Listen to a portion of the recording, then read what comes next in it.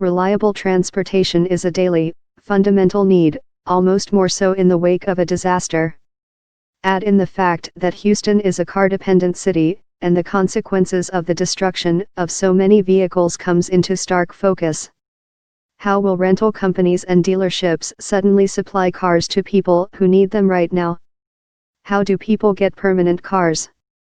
And what is the fate for the many people who can't afford to replace their way of getting around?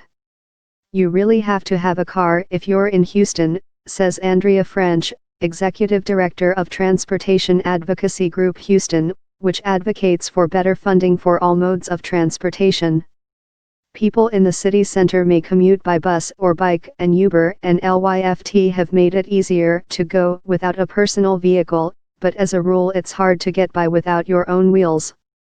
That's why 94.4% of households in the Houston area have cars 1/8 each on average, according to analyst firm Cox Automotive. Only Dallas has a higher percentage. Hurricane Harvey. Houston's trucking lifeline rumbles back in Harvey's aftermath. With the worst behind it, the city looks to start rebuilding. Hurricane Harvey. The agony of deciding to evacuate a city. Officials like the ones facing Hurricane Harvey in Houston have a lot to consider before they make the call.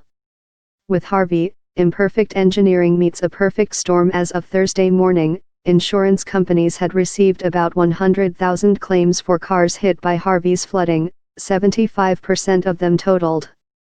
In an event like this, that number's gonna be rising daily, says Mark Hanna of the Insurance Council of Texas.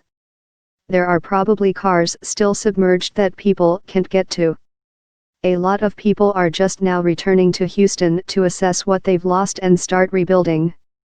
Counting just licensed cars, though many of the destroyed were waiting on dealer lots, the cost of the losses sits somewhere between $2.70 and $4.9 billion. The need for replacement vehicles, therefore, is massive and immediate. For many with insurance, the first step will be getting a rental car until their payment comes through and they can take home a new forever car. Exacerbating the problem, bereaved car owners aren't the only ones in need. FEMA staff, emergency services, and other groups like the Red Cross also have to get around. To cope with the surge in demand, rental companies are shipping thousands of extra cars from all over the country into the region. We are moving vehicles into the affected areas as quickly as possible to increase inventory, says Katie McCall, head of communications for Avis, which is also waiving fees for extended loans, late returns, and one-way trips. Hertz locations in Harvey-hit areas have extended their operating hours. We have plenty of new vehicle supply, says Jonathan Smoke, chief economist at Cox Automotive. Based on current market offerings, rates of car owners with insurance, and vehicle registration data, he estimates 30 to 40% of replacement vehicles will be brand new. Automakers sense a good PR opportunity and a chance to bring new customers into the fold. Both Ford and Volvo, for instance, are offering healthy discounts to Harvey victims. We've increased the number of vulnerable people, says French, the transportation advocate. A situation like this sheds a lot of light on the lack of existing infrastructure.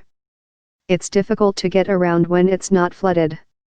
Houston's public transit agency had half of its bus lines up and running by Friday, and Harvey's aftermath could provide an impetus for expanded and improved service. But that's no help to people stuck without cars, living far from bus lines. And that's where another specter raises its head: title washing, or taking a damaged vehicle, fixing it up a bit, and fudging the record, either by forgery or taking advantage of legal loopholes by moving states, to hide the fact that it was once the victim of serious problems. A 2014 study by Carfax found there were nearly 800,000 cars on U.S. roads that had been through this sort of fraud. 650,000 of those were flood-damaged or salvage vehicles. And so the pain of the storm could continue to throb long after the water dries up.